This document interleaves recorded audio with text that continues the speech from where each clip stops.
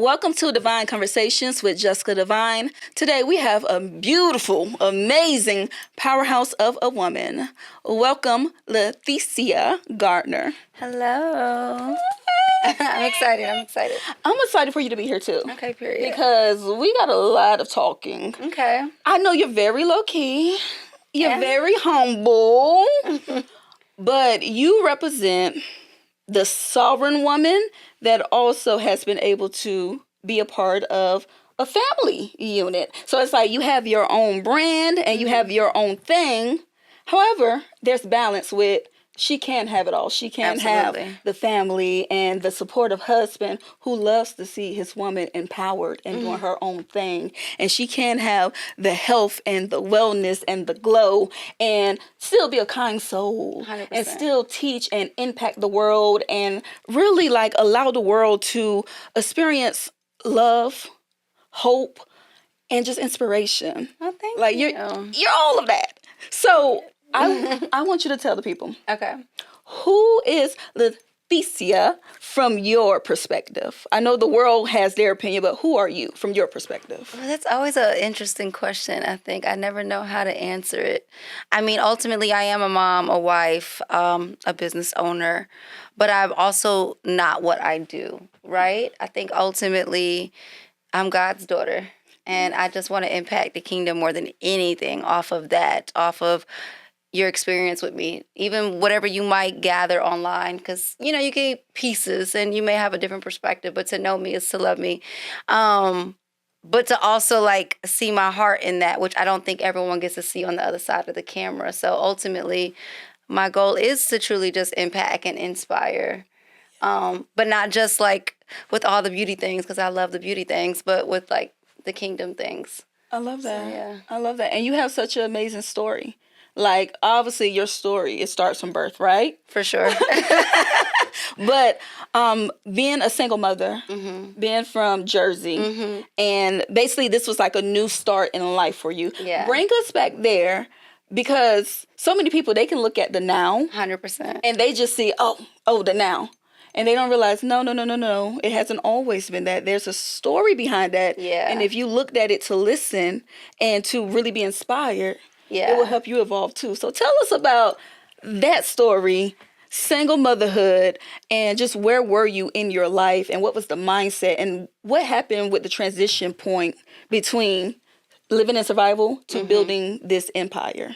Yeah, so for me, I would say I'll probably take it back to 11th grade. I actually I just got put out of home. I didn't get along with my mother's husband growing up, so I moved back to Jersey, and I lived in the inner cities there, but I was kind of all over the place. But I ended up dropping out of school. No one around even knew. Wasn't really checking for me, making sure I was good. And I was young, and I was in a place where I felt like nobody cares, so why should I? Yeah. But at some point, something woke up inside of me, and it was like, I need to finish school. Yeah. So I ended up putting myself into alternative school for my senior year, because when I was a student, at least I did do what I was supposed to do, and I, had the credits to be able to finish on time, but I did have to go to alternative school. From there, I met a not-so-nice boy and ended up pregnant right out of graduating my senior year. And at that point, I think I still was very much in a dark space. I felt like who cares? Why should I? Yeah. But when I got pregnant, I think it woke up something inside of me that said, if I'm not going to do it for me, I'm going to do it for this kid. So I literally left with a trash bag full of clothes and jumped on a train with $323 to my name and moved to South Carolina. It was a girl I knew who, I think MySpace was out back then. That's how long ago that was. I was about to turn 19. She was looking for a roommate, and I was looking for a way out. So I gave her what I had, and I just started my life over from there. I started working. I actually went into labor at work. Yeah. Then went back to work after 2 weeks of having her. Vagina still flipped inside out. But I did what I had to do, because at the time I didn't have family, and I didn't have support of her father or anybody else either. So I really was on my own. But by the time she was 4 months, I ended up saving to get a car. I got my own apartment, and I just was on grind mode. I think I got into the nightlife. I started bartending. And I thought, well, in South Carolina, there's nothing in South Carolina. I'm not staying here. It's like a get focused state. I was like, well, if I move to Atlanta, which is down the street, I probably can make even more money. Yes. So I moved to Atlanta when she was 3. But I really just grinded and hustled my way all the way up. Yeah. So I love that you talk about like just the transparency in your story. I hear so many mothers, and even my own mother who was a high school mother, I hear so many mothers use their child as an excuse to stay stagnant and to stay stuck, or I can't finish school because I got this child. I can't start this because I got this child. What do you say to the mother that is using their child as an excuse versus motivation? Ooh. I don't like that. That's like a clutch. I don't do clutches, and I don't do victim mindsets. I feel like you got to get up and go get it. There's no such thing as giving up. Put one foot in front of the other and keep going. I don't care if you got to cry and scream it out. I don't think the dream stops when you have kids. I think it should motivate you to go harder. Ultimately, I want to grow up to be a woman and I feel like I was still growing up because I was 19. I was a baby having a baby, let alone how am I supposed to raise a woman when I'm not one yet? Yeah. But I was determined to be somebody that she'd be proud of one day. Oh, my God. That's so beautiful. Thank you. So, yeah, no, for me, my kids gave me the motivation to go harder and to be better. Yeah. I love that. Thank you.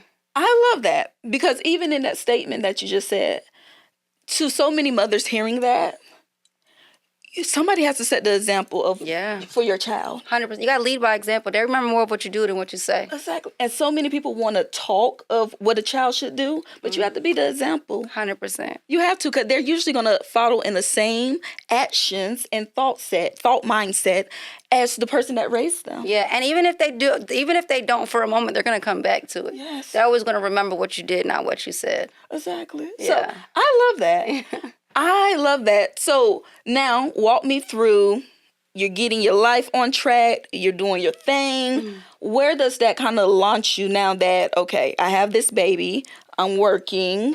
What is the next step from there? You know, honestly, I was lost for a long time. I got with my husband when I first moved to Atlanta, so I was barely 24. We met in 2009. My daughter was turning 4. At that point, I still was figuring out who I was. When we got together, he would always say, I was bartending at the time, and I was just in survival mode, so I'm hustling. I'm not allowing no one to take food off my table. If you don't like what I do, then go over there, because I'm going to get it done regardless. But he would always say, there's more to you, there's more to you. And I'm like, there's really not. I'm not hiding any gifts. Like, if I knew how to get it another way, then I would. But back then, I took it as an attack, like, oh, you're trying to change me. Because I wasn't in a position, or I wasn't in a place of self-reflection to see myself as more. I think that was a challenge for me in that survival mode. And I think that's just the works of the enemy as well, right? To keep you stuck. But around that time, we also had gotten to church and we got saved. So I started to learn the power of praying and fasting. Yes. So when I first started praying, I asked God for, clarity, for vision, for direction, because I truly didn't know what that looked like for me. I just knew how to go get it. That's it. One way or another, I was going to figure it out. He showed me fitness.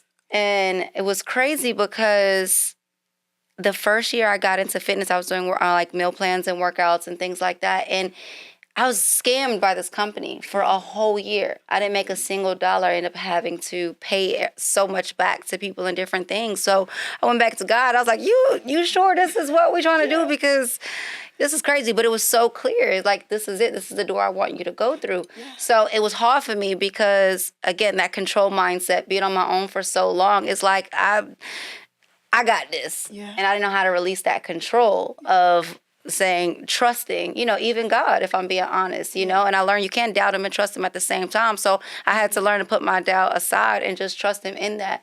And then it just turned into something to everything that it is today. I love that. Yeah. And even talks about a double-minded man is unstable in all of his ways. Yeah. So it's like, either you trust God or you don't. 100%. And people try to delude themselves into that they do, but it's like your actions. Yeah, and your inner talk. Or you let the enemy talk you out of it. It's like, did God really say that?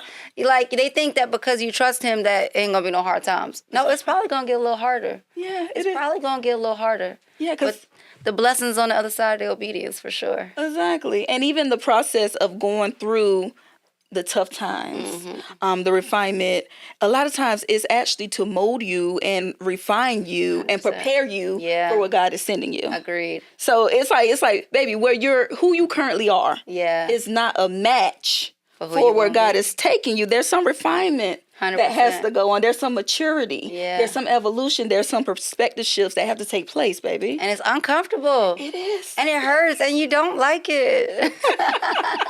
It's very ghetto. It is. But, a previous guest that I had, we were talking, and we was like, well, once you get through, you feel unbreakable. Yeah. You feel like, if I survived that and I got through and I'm stronger, what can't I survive? Yes, overcomer. Yes, and it just increases your trust in God more. 100%. Because, I had to give up that and release that, and it was painful, but it was because something bigger and better was for me on the other side. And it's always better on the other side once you get over there. It blows your mind. Listen, I have a tattoo on my side that says against all odds.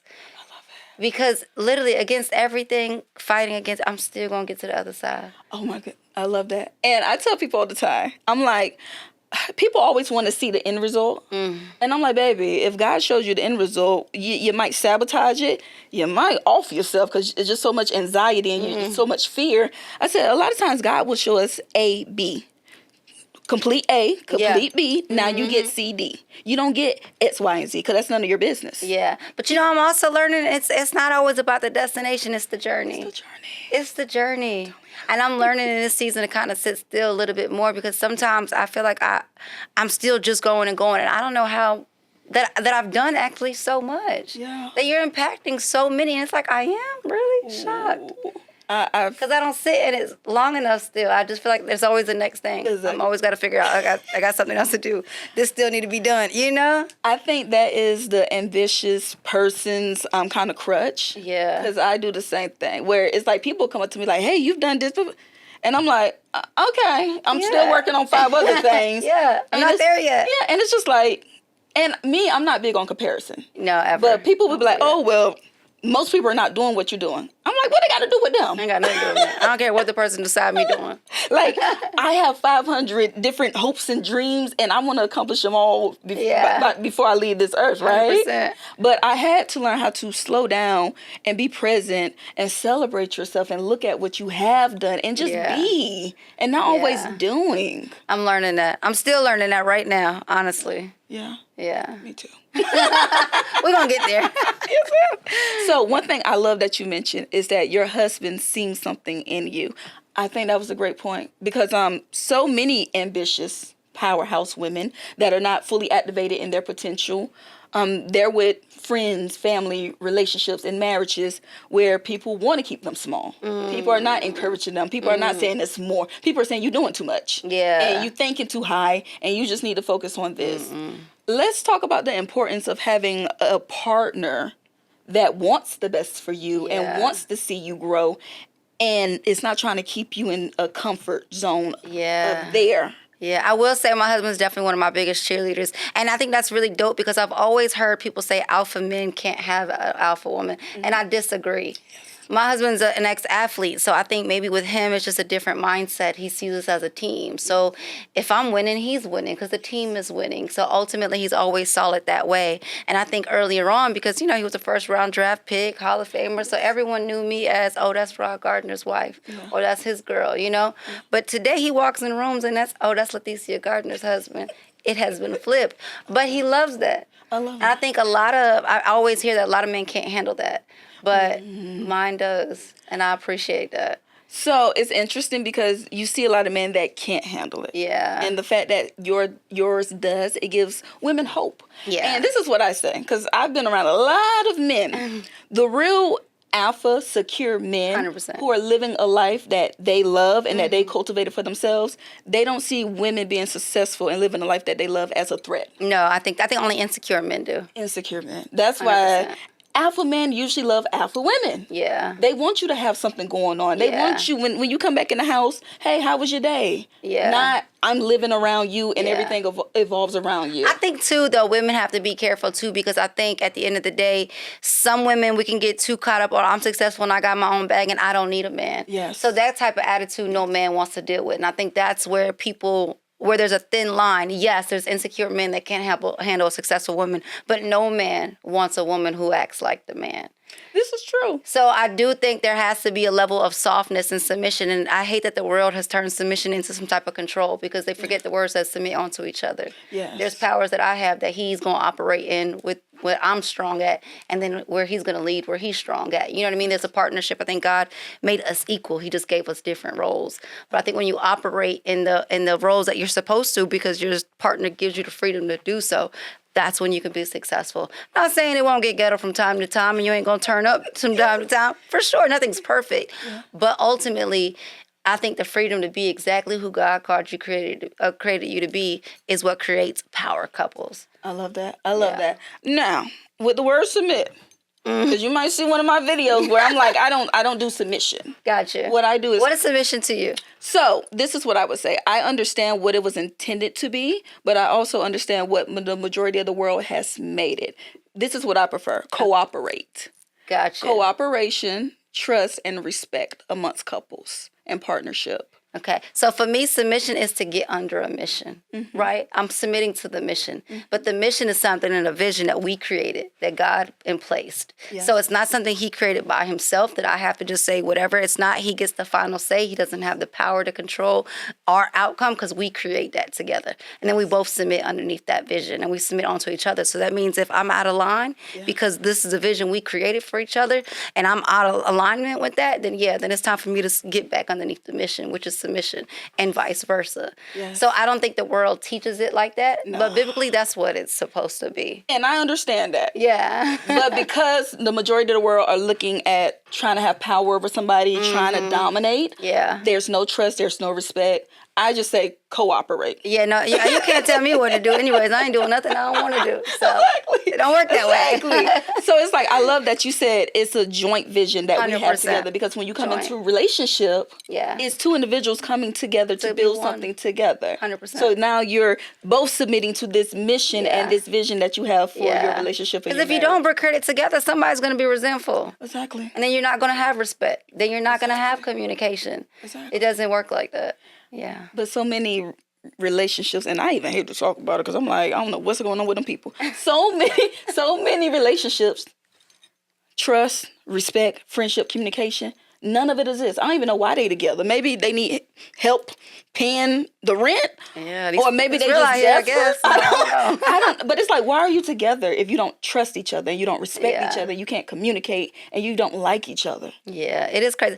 You know what? I tell anybody, like, marry the love of your life. Yes. Because it's going to get hard. Yes. And when it does, you have to remember what you're fighting for. Because in any relationship, you're going to fall in and out of love. Yes. There may be times of broken trust. There may be times of respect being crossed or disrespect happen. Conflict is inevitable. It's going to happen. You have to learn how to fight fair. You have to remember what you're fighting for. You know what I mean? Yes. But I think ultimately the problem is a lot of people settle, or they let resentment build up to a level of doubt. You can't even bring it back together. People talk about the 5 languages of love all the time, but they don't talk about the 5 languages of apology. And I think that's one of the most important ones in any relationship, whether it's friendships, a partnership, whatever the case may be, because how do we bring it back together? Yes. Because we're going to fight. You're around anybody long enough, you're going to get on each other's nerves. They're going to eat your stuff out the fridge. Every time. And I swear, I don't know why, but my husband cannot close doors. Like, close the refrigerator door, close the cabinets. Why is that so hard? You know? So I tell people, because I've been previously married, but I'm divorced. But I tell people, if you don't have the friendship and the communication, the trust, respect, and the aligned vision, it's going to fall through. Yeah. Or even the community. People don't talk about the community. Ooh. I think one of the most important parts, I host a private wife group, and it's super powerful because a lot of times if you don't have the right community around you, you'll think you're going through this alone. You think you're the only one dealing with this, when all of us are you didn't recreate the real. Yes. Everybody's going through something, maybe at different times. And if they haven't gone through the exact situation, they can probably relate to the feelings that you're feeling, you know. But when you have a community of people that can feed into you and say, all right, you in here, get back in the ring, get to fighting, you know, fight the good fight. It's hard, but the community you keep really matters. Having girlfriends is super important. Ooh, I love that. Yeah. And also I would bring up, it seems like you and your husband are very teachable. And you both are working on the health of the relationship. 100%. It takes both. You have to work. Somebody has to be the smoke or the water to the fire. Yeah. Because sometimes I can be a little fire. You better act like some water, because you add more fire to this going down. and that happens. And I remember even when I was married, it was a really good marriage, actually. Mm-hmm. And we used to always have Friday dates because like romance and intimacy, these things have to actually be like cultivated and taken care 100%. of. They don't just happen naturally. No, it's effort. Yep. We dedicate time to meet up and be in a nice spot and be dressed up and have fun and go out together. Like, we were intentional about that. So many people, they don't do that. Yeah. And the interesting thing with my marriage, it was great for the experience as far as the friendship, the communication, and just being able to relate with somebody. But when it came down to me being empowered and me growing, it was an issue. And it was very based in, I'm the man. I'm supposed to be the most successful. I'm supposed to be the one seen. I'm supposed to, and if you're outdoing me, you're my competition. Wow. And there's some things that I just say, there's some things that can't be saved. There's some relationships that can't be saved. If you can't be your most powerful, grounded, loved, whole self, that's not the relationship for you. That's not the friendship, the familyship, the marriage. It's not for you. And jealousy and envy, that's demonic. I'm telling you. I'm not sleeping next to nobody that's envious of me, baby. I cannot. That's dangerous right there. And then when you start to see the mini sabotaging that has been happening, baby, I got to let you go. I love you, but I'm obviously too much for you. And this is not something that we can go to therapy about. Yeah, that's crazy. You can't go to therapy about you having a smaller vision in life, but I have a big vision. Yeah. I have a vision about millions. Yeah. You're comfortable with regular. Regular. Yeah, you definitely have to match someone that matches your hustle. Yes. I think that part is really important when you're in that vision. Yes. I think it's really that equally yoked. Yeah, equally yoked is everything. Yes. And with you've built up so much, you've become successful, and it's almost like you've cultivated a life regardless if you were married or not. You will still be her. I'm always going to be that girl. You will still be her. And I think so many women kind of are waiting for somebody to complete them or somebody to make their life better. They were trying to be saved. Oh yeah, they're trying to be saved. No, I did the saving. Yeah. So let's talk about the importance of cultivating, regardless if you're in a relationship or not, cultivating a life that you love as a woman. I think it ultimately starts with confidence, and I think it starts with self, right? I think ultimately God didn't make a single mistake when he made me. Yes. And I'm not about to walk in any room like he did, no matter what your insecurity is or whatever you want to project on me. I'm that girl whether you like it or not. And if that's too much for you, then that's okay. Don't separate yourself, because you're going to always think I'm doing too much, because I'm going to hype myself up, just like I'm going to hype you up, because that's the type of girl I am. But I think you have to see yourself like that. Yeah. Because can't nobody play with me. I'm with my husband, but don't play with me. I'm still the girl everybody wants. Don't play with that. I'm only going to keep getting finer and better. Yeah, it's not, you don't get this treatment because of who you are. It's because of who I am. Amen. I love that. And I think you have to see yourself like that. You have to know who you are. I got flaws. I got things. You know what I'm saying? And it's always something for me to work on and to grow on. And I'm continuously growing, and maturing in different levels in different ways. But yeah, I'm always going to be her. And I think if women don't do the work to see themselves, to love themselves, to be happy with themselves, then anybody can dog walk you. And the funny thing is, with the dog walking, I tell people can only dog walk you if you're on your knees or your belly. Never if you're on your feet. Baby. So it's about stay grounded and planted on your feet. Stay grounded. Never get on your knees. And even if you fall, get back up. Jump back up quickly. In a hurry. Like a burpee. Before somebody pull out a big leash and put it on you. Listen. And I tell them this all the time. Even if you accepted things that are where you aren't anymore. Because as women, we do continue to change. Every couple of years we change. People have to update the way they love you. If not, they can lose you. Yes. You know what I mean? But it's okay to require something different. Ooh. That's okay. I love that. You know, you got to do inventory with some things that, what I needed back then, I don't need that no more. I met my husband when I was 24. I'm going to be 41. Ooh. I require something different now. Yes. Yes. And that may require something different of you. Yes. But that means you're going to have to do some more work. I love that. Yeah. I love that. And if people are not willing to do the work, thank you for the time we spent together. It was great. I tell you, you'll lose me before I lose myself. Oh, God. I'm about to fall out. You know what? That's one thing I think about. With all of the stuff I've been through, just with family and relationships and just jobs and the military, I'm like, I can lose anything except me and God. That's it. I can be living in my SUV. Listen, I'm not scared to start out. I done been there. I done been there. I'm not going back there. Yes. But I done been there. Yes. So I'm not scared of it. Because I realize as long as I got me and God, I can always get it back. We all coming back. We coming back harder and bigger. Every single time. What's the young lady that runs track said? She said, I'm not back, I'm better. Period. Yeah. Yes. This was a really great conversation. Now, I seen that you just opened a med spa. I did, Dynamic Med Spa. Tell us more about this. So I love all the things, right? So everything, I started in fitness, like I talked about earlier, with workouts, meal plans, and I just elevated from there. We have Rep Nation supplements, so from performance to wellness side. And then we just keep elevating, right? Because when you trust God on your path, you're going to always meet your destination. So from there, we're telehealth now with every peptide you can think of. So this is actually our second location in Buckhead. And we do everything from Botox to filler to the head spa to facials to full 3D body scan, liquid lipo shots, peptides, IVs. It's truly a one-stop shop. Stem cells, the O shot. You ever heard of the O shot? Is it Ozempic? No, baby. What is it? The O shot boosts your orgasm. Oh. It takes it tighter. It makes it wetter. It boosts the experience. It's something for everything. Well, hold up. You say it boosts your orgasm. So that means you kind of got to get stimulated. Yes, to experience all the good effects. For sure, you got to be stimulated. Okay, so you don't just be oozing, just sitting, because. just in Whole Foods, just oozing, just feeling good on cloud 9. No, but we can use like PRP and stem cells that basically... just revitalizes completely, and sensitizes. 100%. Make it a little more youthful. Well, I was looking at her one day. All I'm saying is we're really a one-stop shop. Everything from wellness to cellular health, we do. I love that. Yeah. So hold up. So from the whole fitness brand that you have, the health brand, the med spa, what's coming next? Hopefully rest.